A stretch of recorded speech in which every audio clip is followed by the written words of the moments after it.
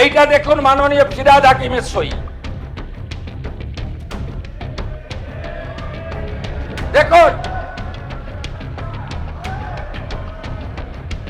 দেখুন আপনারা কিভাবে স্ট্রাকচারে ডিফেক্ট থাকা অবস্থায় ফল্টি প্ল্যান অ্যাপ্রুভ করেছেন। একটাকেও তো ছাড়ার কোনো সিন নেই। আপনার প্রাক্তন মেয়রের সই আছে এতে, কাউকে ছাড়া হবে না। তা মাননীয় মুখ্যমন্ত্রী যেটা দেখিয়েছেন আপনারা সবাই দেখেছেন, অভিযোগের আকারেই তো দেখিয়েছেন। তো তাহলে অ্যারেস্ট হবে না কেন? তার কারণ তথাকথিত নতুন তৃণমূলে গেছেন, বালিশচাটা তৃণমূলে গেছেন বলে। বালিশচাটা তৃণমূলের সহসভাপতি, বালিশচাটা 7 খুন মাপ, বালিশচাটা তৃণমূল মুখ্যমন্ত্রী দেখাবেন, অভিযোগ করবেন, কিন্তু তাদের গ্রেপ্তার করা হবে না। তো ফলে অভিযোগের আকারে যদি থাকে তাহলে এইগুলো হচ্ছে অন্যদিকে।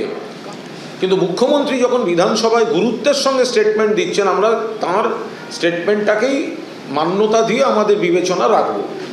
ফলে এত বড় ঘটনা যখন হয়েছে, যদি সেখানে কোনো অনৈতিক বা অবৈধ কোনো কিছুর সেই জায়গায় হয়ে থাকে, তাদের প্রত্যেকের আমরা গ্রেফতার দাবি করছি। আমরা এটাও সঙ্গে যোগ করছি যে শুধুমাত্র সামনে কয়েকজনকে দেখা যাচ্ছে, তাদের নামে এফআইআর হলো এবং তাদের গ্রেপ্তার করে নেওয়া হলো, আর বড় নাম যদি পেছনে থাকে তাহলে সেটা শুধু রাজনৈতিক উদ্দেশ্যে বিধানসভায় ব্যবহার করা হলো, সেটা যেন না হয়। যদি প্রাক্তন মেয়র তার কোনো দায় থাকে তাহলে তাকে অ্যারেস্ট করা হোক, আর যদি দায় না থাকে তাহলে বিধানসভায় তার নাম তুলে শুধু রাজনৈতিক স্টেটমেন্ট তো ঠিক নয়। তো মাননীয় মুখ্যমন্ত্রী যখন প্রাক্তন মেয়রের সই করা কাগজ তুলে দেখিয়েছেন বা প্ল্যান, এবার তার দুটো দিক থাকে। একটা হচ্ছে মেয়রকে অনেক কিছু সই করতে হয়, প্রত্যেকটা জায়গা তার নিজের দেখে নেওয়া সম্ভব নয়, এটা একটা তাদের যুক্তি হতে পারে। আবার 2 নম্বর হতে পারে যে এত বড় ঘটনা ঘটেছে, তার নৈতিক দায়, নইলে মুখ্যমন্ত্রী দেখালেন কেন?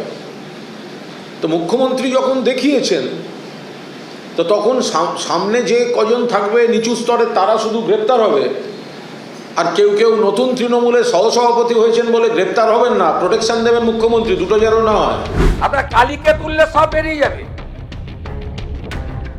কলকাতা কর্পোরেশনে কালী না বললে কোনো প্ল্যান হয় না। আর কালী অ্যাপয়েন্টেড বাই গ্যামাক্সটি সবাই জানে। আর এই কালী বাইপাসের পাশে আপনাদের তৃণমূল ভবন বানাচ্ছে 200 কোটি টাকা দিয়ে। কালীর সঙ্গে আমার সবিস্তার কোনো আলাপ নেই, আচমকা দেখা হলেও চিনতে পারবো না। তিনি কার্যত এক্সিকিউটিভ মেয়র পোস্টে কাজ করতেন বলে শুনেছি, সেই পদ সংবিধানে আছে কিনা জানি না, কিন্তু তিনি হর্তাকর্তা বিধাতা ছিলেন। কাউন্সিলররা তাকে ভয় পেত এবং তাকে যথেষ্ট তৈলমর্দন করে চলত। এখন মুখ্যমন্ত্রী বলেছেন কালীকে ধরলেই সব বেরিয়ে যাবে, বা কালীকে জিজ্ঞেস করলে বেরিয়ে যাবে। তো জিজ্ঞেস করলে কেন? এখনও কালী অ্যারেস্ট হয়নি কেন? আর কান টানলে মাথা আসবে। আপনি পুল ইয়ার হেড উইল কাম, তাতে চলুন। আপনি মুখে শুধু বলছেন কেন পুল ইয়ার হেড উইল কাম? কান টানলে মাথা আসবে, তো জানা কথা। উনি মাননীয় মুখ্যমন্ত্রীর বিবৃতি আমি একদম সমর্থন করছি আমরা।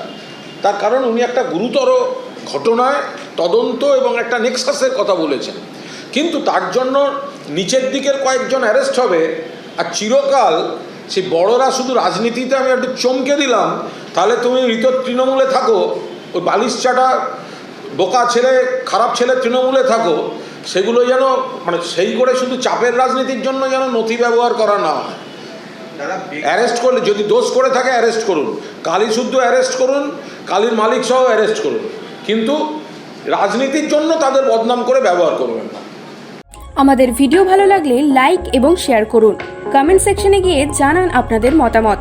আরও ভিডিও পেতে আমাদের চ্যানেল সাবস্ক্রাইব করুন এবং প্রতি মুহূর্তে খবরের আপডেট পেতে প্রেস করুন বেল আইকন।